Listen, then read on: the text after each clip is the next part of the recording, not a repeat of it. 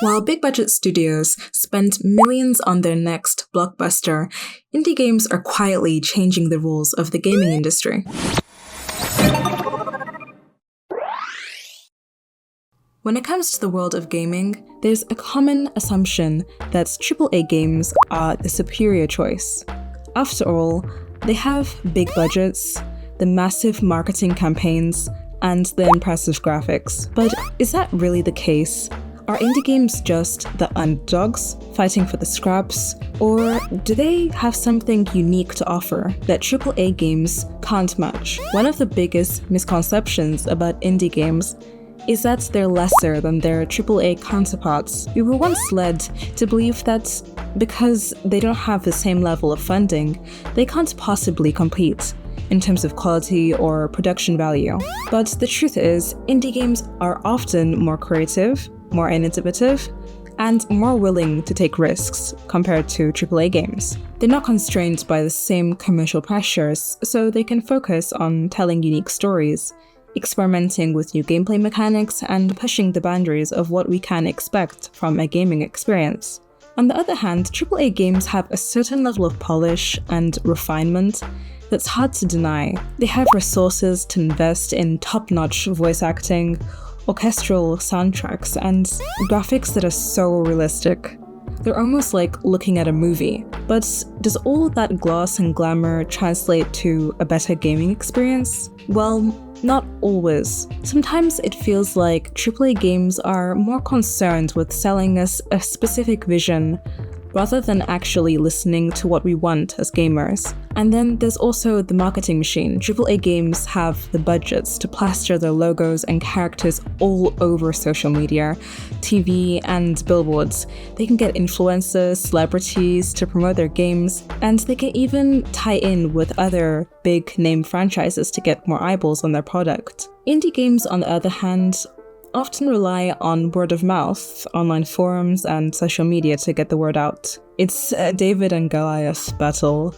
When we look at the strengths and weaknesses of both indie games and AAA games, it's clear that each has their own unique advantages and disadvantages. Indie games excel at innovation, creativity, and community engagement, while AAA games bring the big budget production values, their polished gameplay, and the major marketing muscle. But what if I told you that one of the most successful games of all time, in terms of critical acclaim and the commercial success, was actually once an indie game? That's right, I'm talking about Minecraft. In the beginning, it didn't have a huge team of developers, a massive marketing budget, and it didn't have the same level of graphical polish as some of the AAA games out there, obviously. But what it did have was a unique concept, addictive gameplay, and a community that was passionate about sharing their creations and collaborating with others. At its heart, Minecraft's open-world sandbox gave players something new, which is unlimited creative freedom. Whether you are building a modest home or an elaborate castle, it allows you to shape the world entirely to your imagination. This personal freedom allows players to deeply express themselves in ways that feel deeply individual. It's this customization, this power to create a unique world to the player that truly engages them on a deeper level. When players have the freedom to shape their experience, they naturally feel more connected to it. Minecraft is also a fantastic example of how a community can amplify a game's success. From YouTube creators sharing their tutorials to entire servers fostering collaboration and creativity, Minecraft thrives on the strength of its community. This kind of community engagement builds long-term relationships with players. Indie developers especially can take a page from this book.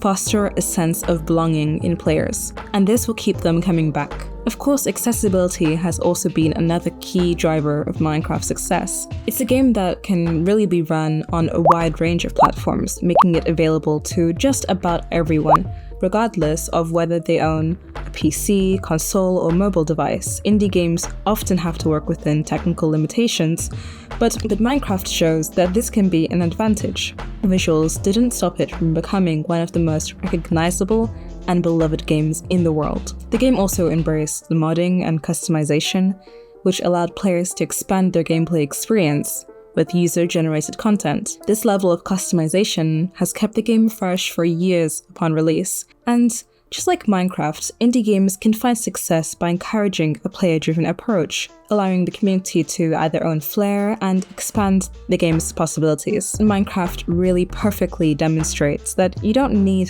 photorealistic graphics or blockbuster budgets to capture player engagement.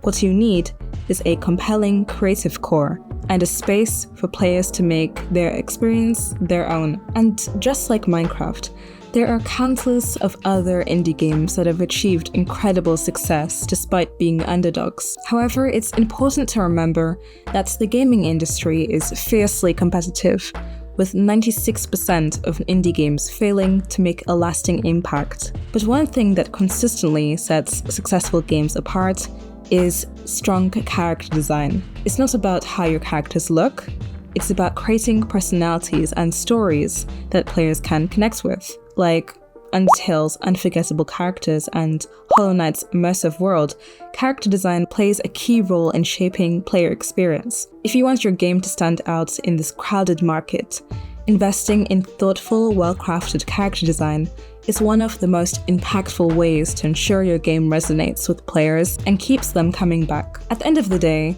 the indie games that break through the noise are the ones with characters that feel alive, authentic, and compelling. So as you develop your next project, ask yourself, are your characters engaging enough to leave a lasting impact? Because that may be the difference between joining the 4% of indie games that succeed or being forgotten.